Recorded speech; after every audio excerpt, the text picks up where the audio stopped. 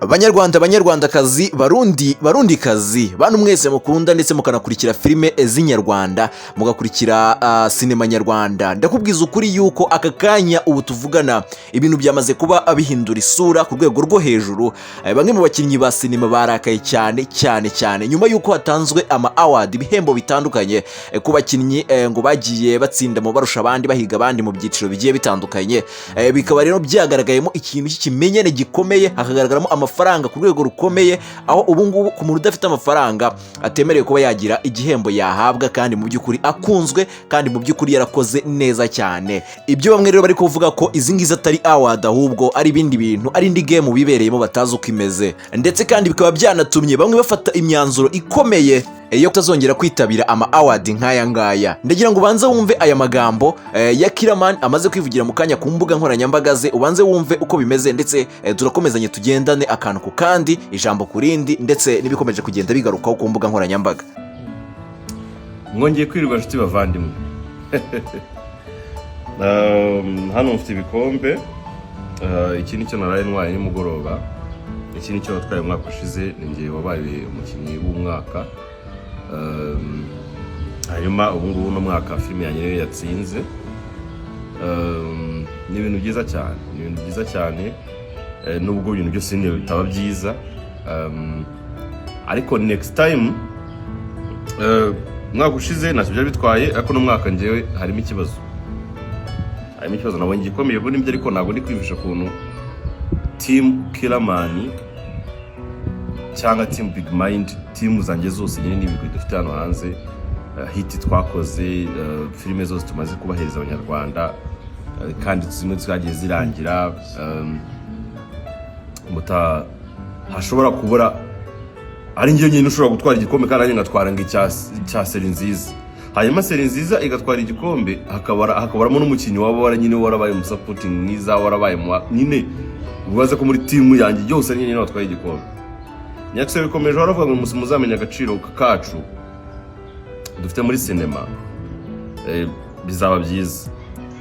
Reba hit zose umuntu yakoze, reba akazi kose umuntu aba yaratanze, ariko utamu azashizemo n'ikimu producer mwiza, umuntu watanze akazi k'icyo gikombe kiburamo, ko urubyiruko rukeneye akazi, bikajya binadufasha kujya abantu badusaba n'akazi, tukabaha akazi, tuvuga ati reka duharanire ko abantu babona akazi ari benshi, wenda ubutaha tuzanabishimirwa.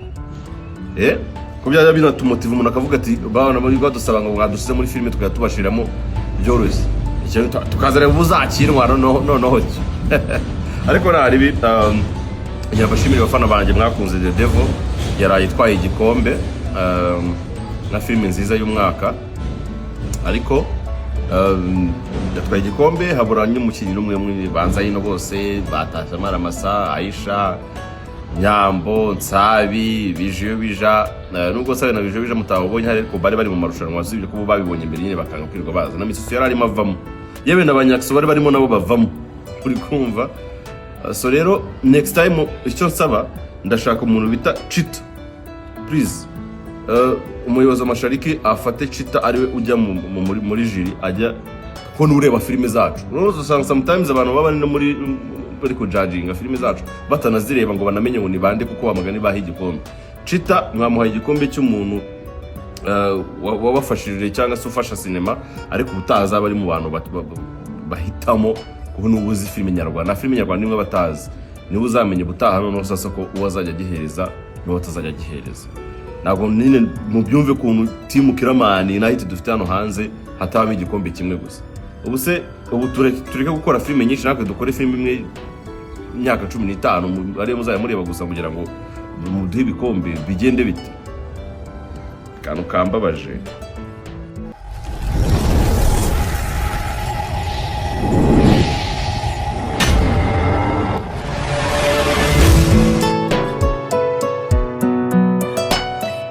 Yes, nyemerera nongere ngusuhuze kandi mwifuriza ibihe byiza aho uherereye hose, mwifurize kugubwa neza cyane, nguha nikaze cyane kuri Adimount. Niyo nk'ibisanzwe tugenda tuganira mwe mu biba bikomeje kugenda bicicikana ku mbuga nkoranyambaga azigiye zitandukanye. Ku mugoroba washize ari ku itariki 29 Ugushyingo 2025 nibwo hatangwaga ibihembo by'amashariki awards zitandukanye mu byiciro bitandukanye, aho bamenya yaje gutungurana cyane agatsindira imodoka we na Ketchup.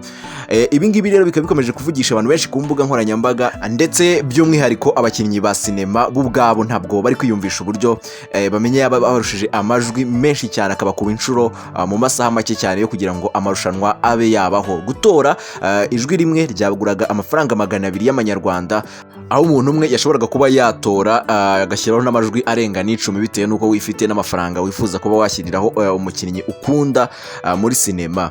Bamenya rero yaje kuba agira amajwi 80,748, hanyuma Ketchup naza kuba agira amajwi 70,208. Gusa ibyo ngibyo ntabwo ari byo nshaka kuba nagarukaho cyangwa se natindaho, kubera ko byagarutsweho cyane. Ndashaka kuba nagaruka nyuma y'uko ibyo byose bibayeho, bamwe mu bakinnyi ba filime bigaragaje ku mbuga nkoranyambaga zabo cyane cyane ku rwego rwo hejuru, bagaragaza ubutumwa bugaragaza ko batishimye ndetse habe na gatoya kuri aya marushanwa n'ukuntu byagiye bigenda, ndetse n'abagiye bahabwa ibindi bihembo mu bindi byiciro bitandukanye. Ku ikubitiro ubwo ku mugoroba hari kuba amarushanwa, abakinnyi ba filime batambuka kuri red carpet, ngira mwabibonye cyangwa se amakuru mwagiye muyabona, ubwo Clapton Kibonke yaje kuba atambuka akagera ku mwanya w'imbere, ari mu bantu bari nomine, ari mu bantu bari muri competition, ariko ageze imbere abura aho yaba yakwicara, ndetse aza kubona umwanya inyuma. Nawe awubonye abona umubyeyi uhagaze, kandi ntabwo yapfa kwishira nyine abona umubyeyi uhagaze, kandi nawe yaje kureba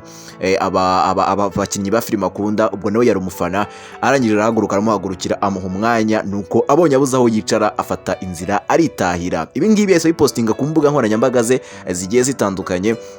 Abantu benshi rero bagenda bigarukaho cyane bavuga bati ihangane cyane, ihangane.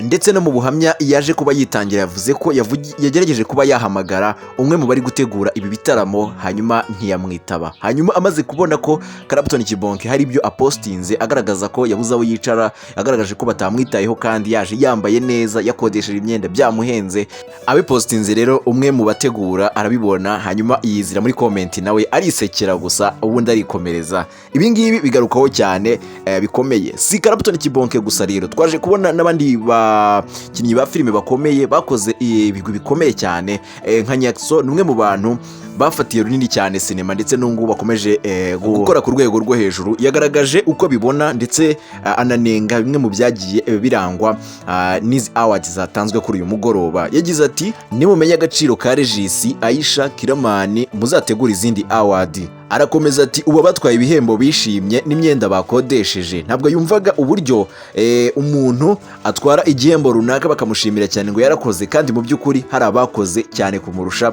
hanyuma ibyo bihembo ntibabihabwe. Bidatinze Aisha nawe yahise asubiza Nyakso amubwira ko ngo kuba mufite nka boss we ibyo bihagije, nabyo ari igihembo. Gusa nanone ngarutse kuri Kiramani ho gatoya, nawe numwe mu bantu babajwe cyane n'uburyo abakinnyi be cyangwa se abakobwa yafashije cyangwa se igitsina gore yafashije bagiye bakwatangira nabo imishinga yabo yo kwandika filime, ndetse bakanazikina zigakundwa cyane. Kuri ubu ngubu akaba nta numwe yagaragayemo ngo yahabwa igihembo, kandi bigaragara ko bakora kandi bakunzwe. Abantu benshi rero bahise bagaruka cyane kuri Nyambo ndetse na Jojo, ni bamwe mu bantu bafite filime hano hanze zikunzwe cyane. Niba ukurikira sinema nyarwanda urabazi ndetse uranazizi cyane. Kuri ubu ngubu rero nta numwe waje kubahabwa igihembo. Wagera kuri Mikiho bikaba akandi karusho, bikaba karusho cyane. Ntabwo ari kwiyumvisha uburyo ngo Nyambo yaba adahabwa igihembo kuva umwaka washize ndetse n'uyu mwaka, kandi ari umwe mu bantu bakoze ndetse yafatiye runini cyane sinema. Hari abantu benshi aha akazi, ndetse akaba ari n'umwe mu bantu bafite filime zisohoka kenshi mu cyumweru. Ariko nanone iyo witegereje ubona ko harimo ikibazo, kuko abantu benshi hari nabo ntagarutseho. Ntago nagarutse muri comment nyinshi zitandukanye z'abantu bagiye babigarukaho batabyiyumvisha n'ubu ngubu batari kubyemera ko harimo abakinnyi babo bakunda cyangwa se banatoye bataje kuba bahabwa ibihembo habe na kimwe. Ikibazo gikomeje kuba ikibazo. Gusa bamenye we yaje kuba aca impaka ahangaha nyuma y'uko atsindiye imodoka. Abantu benshi bakomeje kumubaza, by'umwihariko itangazamakuru bamubajije ku bijyanye n'uko hari abantu bari kuvuga ko yaba yaritoye cyangwa se yaragize uruhare mu gutuma nyine atsindira iriya modoka. Gusa ntabwo bamenye yageze abihakana, yenda ngahakane ko atigeze yitora cyangwa ngo ashyiremo imbaraga kugira ngo azatsindire imodoka. Agaragaza ko ngo amafaranga afite ayakura he, ngo ayakura mu bafana, ndetse kandi anavuga ko ayo mafaranga yakuye mu bafana yongeye akayashora mu kwitora, ngo nabyo ntacyo byaba bitwaye. Ibi rero bikigera kuri Papa Sava ntago abyiyumvisha habe na gatoya, kuko bavuga ko iyo ari abantu bagukunze bagomba no kugutora, atari wowe ugomba kujya kwitora. bikaba biri no gutuma kandi aba bakinnyi bakomeje gusaba bavuga bati uriya mwanya muzareke kuwita people choice, muzashaka irindi zina muwita, kuko byagaragaye ko atari abantu batora, byagaragaye ko ari umuntu witora ku giti cye. Kandi nanone iyo witegereje neza ubona ko rwose bitoye bya nyabyo. Mu minsi ishize bamwe mu bari bamaze iminsi bayoboye bakubiswe inshuro mu masaha make cyane, habura amasaha agera kuri 3 gusa kugira ngo gutora bibe byahagarara. Ubwo byumvikana neza cyane niba nkawe watoye umukinnyi runaka ukaba warebye uheruka nko kureba ku mugoroba ukavuga uti uyu muntu uko byagenda kose ejo azatsinda nk'Intare y'Ingore, ni umwe mu bantu bahaga amahirwe cyane kubera ko niyo muntu wari uyoboye bavuga bati uko byagenda kose imodoka yayitsindiye ejo rwose araba yihabwa. Yaje gutungurana cyane bitewe n'ukuntu bwake mu gitondo bamukubise inshuro. Muri comment rero abantu benshi ntabwo bakomeje kubyiyumvisha, ntabwo ari kubivugaho rumwe, nubwo n'abakinnyi nabo ubwabo badakomeje kubyemera, barimo barabyamaganira kure. Ngayo nguko rero nibyo ngibyo nagira ngo tugarukeho, nawe uraza kujya aho hasi utubwire uko urimo urabyumva cyangwa se ukurikije uko wabibonye, niba ubona koko biri mu kuri cyangwa se bitari mu kuri. Reka duhurire mu bindi biganiro.